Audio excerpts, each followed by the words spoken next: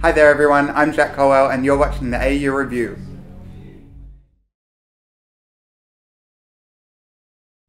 Have you played the Vanguard before?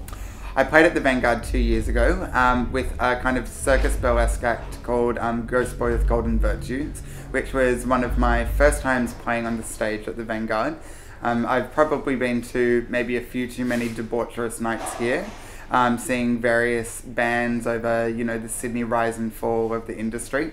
But I'm happy to finally be here on my own merit this evening, supporting Ella Hooper for her Low High tour and also my Far From View single tour. So it's kind of a night of celebration for both of us. That's for sure, and the single has just been doing so well. I know, I'm so over the moon. I couldn't have hoped for anything better. Tell us a little bit about, how this song has gone.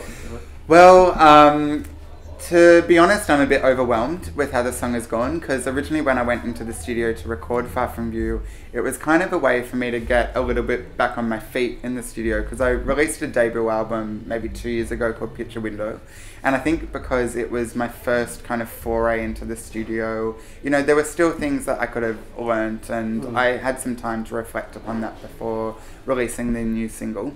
But it's done really well. I think a big aid in the single was the film clip, which was made by Brian Fairbairn and Carl Eccleston, who have kind of turned a little bit into my fairy godparents in a way, where, we came together and we recorded this clip, which is very reminiscent of, a lot of David Lynch's work and Gregory Crewdson's photography work, and it's even a little bit Virgin Suicide, Sofia Coppola, and which are some of my favourite visual references personally. And I feel like having that clip, which is about, a fallen heroine experiencing like a sexual awakening on prom night, sort of adheres itself to, that broken emptiness that you kind of feel after a relationship. Like, it's a breakup single, and I think kind of more than being a breakup single, it's kind of a song that deals with accepting shame and rejection at its very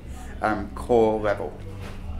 And when you recorded this song, was it part of a larger session? Are there other songs that are going to be coming out from when you recorded Far From View? Yeah, well, the song went through it went through 2 or 3 processes before it ended up where it was, because I suppose when I began writing off the back of Picture Window, so it still had primarily quite a folk acoustic guitar sound, but it kind of has changed into more of this behemoth of a song which really draws on my orchestral training from the conservatorium with like a large choir and strings. And I suppose once I got going and I was in the studio, I did end up recording a suite of 4 or 5 songs, which will be out as an EP called Only When Flooded Could I Let Go later this year. But the next single, which is probably my favourite, is kind of like a large Roy Orbison romp called Don't Cry Those Tears. So it's a very upbeat sounding number with some very downbeat sounding lyrics, which is kind of true to Colwell form.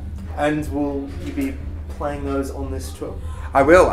So Don't Cry Those Tears is kind of our encore or our closer in a way, because for me, I feel like it's a nice personal message to leave with my audience, and a lot of the other newer compositions that I've written will be a part of the showcase this evening and in Melbourne.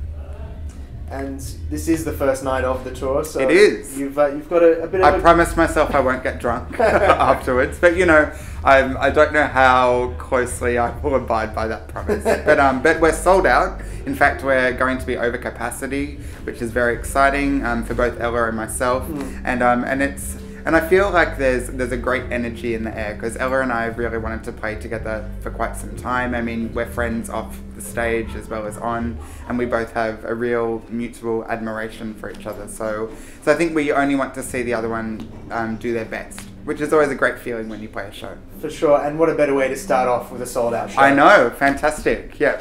Woo! Thanks, guys.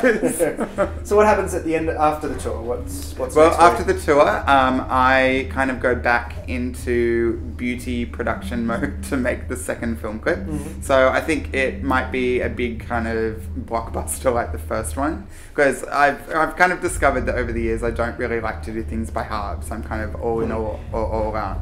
So we have Don't Cry Those Tears, the second single coming out, and then I actually have been invited to go down to the Emerging Writers Festival to speak on a panel with Jeffrey O'Connor and some people from Mess and Noise. Not the people that Hayley Mary hates, apparently, and for this program called Mixtape Memoirs, which is where performers who are up and coming or have their stay in the industry, Ella will be on part of the panel as well, will perform an acoustic version of one of their songs and then give a narrative of how that song relates to their own personal experience with love or lust, probably, you know, the two most common themes ever written about and talked about in music. And then we kind of act as lecturers, I suppose, for the people who want to come and hear us talk and learn more about songwriting. So, I mean, this is my first foray into lecturing young songwriters, I suppose. So I'm a bit... I would say I'm a tad bit nervous about being on the panel. Megan Washington is slated to maybe be a part of that, so that would be quite exciting. But, you know, I'm really happy to be sharing that table and that knowledge with pros such as Ella and Jeffrey O'Connor. And also it's a great opportunity to kind of mentor some up-and-coming songwriters, especially in, you know, the Sydney and Melbourne music scenes, which are quite intimate and small. As we're talking about off As camera. we were talking about off camera, yeah. Well, I hope everything goes well with the Thank tour. you so much. And best of luck with everything that comes next. Cheers. Thank you very much, Larry. And thank you, AU Review.